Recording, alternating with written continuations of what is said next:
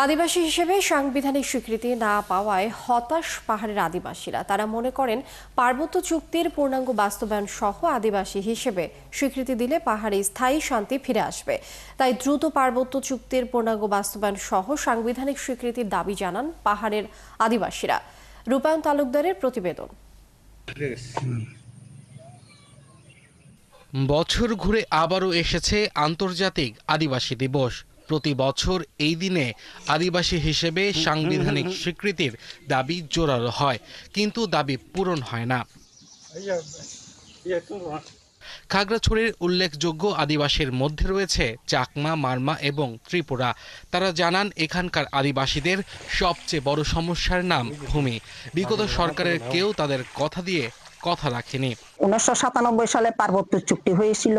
সেই চুক্তি আলোকে এখানকার আদিবাসীদের ভূমি অধিকার, সাংস্কৃতিক অধিকার, চিকিৎসা অধিকার এবং খাদ্য নিরাপত্তার অধিকার এবং আমাদের সাংবিধানিক স্বীকৃতির দাবি জানাচ্ছি। তারা আরও জানান দেশের আদিবাসীরা শিক্ষা, স্বাস্থ্য, বাসস্থানের সুবিধা সহ নানা ক্ষেত্রে পিছিয়ে আছে।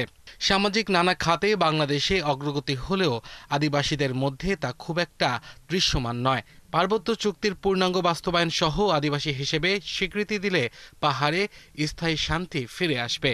এই যে পার্বত্য এলাকার যে শান্তি চুক্তি এবং ভারপ্রাপ্তগত শরণার্থীদের কিছু দাবি দাবা ছিল, কিন্তু সেই দাবা আজ অব্দি বিগত সরকার আমলে পূরণ করা হয়নি। আদিবাসী হিসেবে আমরা স্বীকৃতি পেতে চাই, যেহেতু আমাদের ন্যায্য দাবি। আমরা বহু দিন যাবত আমরা স্বীকৃতি পাওয়ার জন্য আমরা বাংলাদেশ সরকারের কাছে আমরা দাবি করে চলে আসতেছি। পার্বত্য চট্টগ্রাম জনসংহতি সমিতির নেতারা জানান স্বাধীনতার এত বছর পরেও আদিবাসীরা উন্নয়ন সহ বিভিন্ন সুযোগ সুবিধা থেকে বঞ্চিত হয়েছে। গণ অভ্যুত্থানের মধ্য দিয়ে এখন যে রাষ্ট্র সংস্কারের কথা বলা হচ্ছে, সেখানে আদিবাসীদের অধিকারের বিষয়গুলোতে আরো গুরুত্ব দেওয়া দরকার। জাতিসত্তা তথা আমাদের এই অধিকার প্রতিষ্ঠার জন্য আমরা প্রয়োজনে আমাদের আরো জোরদার আন্দোলন এবং বৃহত্তর আন্দোলন আমরা গড়ে তোলার পরিকল্পনা আমাদের আছে। 1994 সালের 23 ডিসেম্বর জাতিসংঘের সাধারণ পরিষদ নির্ধারণ করে প্রতি বছরের 9 আগস্ট হবে আন্তর্জাতিক আদিবাসী দিবস। দেশের উন্নয়নে তাদের অবদান ও অর্জনকে স্বীকৃতি দিতেই পালিত হয় দিবসটি।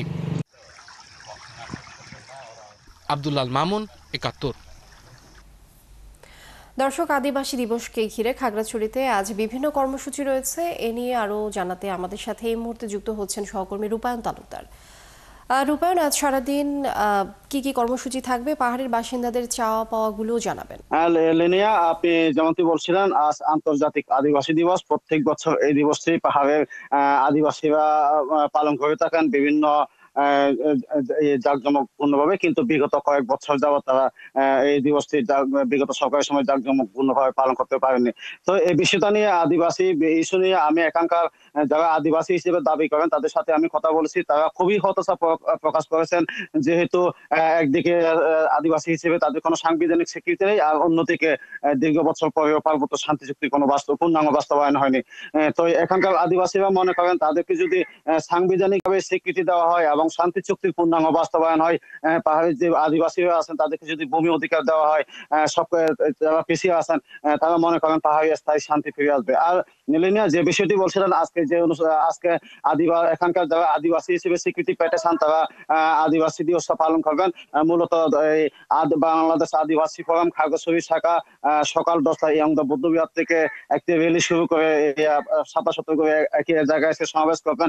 অন্যদিকে পার্বত্য চট্টগ্রাম জনসংহতি সমিতি ML আমাদন দল তারাও কর্মসূচি হাতে নিয়েছেন। তারাও সকাল 10টার দিকে মহাজনপাড়া সূর্যশিখা ক্লাব থেকে একটি বর্ণাঢ্য র্যালি করে তারা এই শহরের খাগড়াপুর এলাকায় একটি বেসরকারি রেস্টুরেন্টে গিয়ে তারা একটা সমাবেশ করবেন বলে আমরা জেনেছি। এই ছিল খাগড়াছড়ি আদিবাসী দিবসের সর্বশেষ। লিনিয়া। রূপায়ণ তালুকদার, সারাদিন ব্যাপী কর্মসূচি পালন হবে নিশ্চয়ই। আমরা আবারও ফিরবো আপনার কাছে পরবর্তী সংবাদ সংযোগে, নিশ্চয়ই জানবো বিস্তারিত। দর্শক, আমাদের সাথে সহকর্মী রূপায়ণ তালুকদার যুক্ত ছিলেন এবং আদিবাসী দিবসকে ঘিরে খাগড়াছড়িতে আজ বিভিন্ন কর্মসূচি রয়েছে, সে বিষয়ে আমরা জানছিলাম।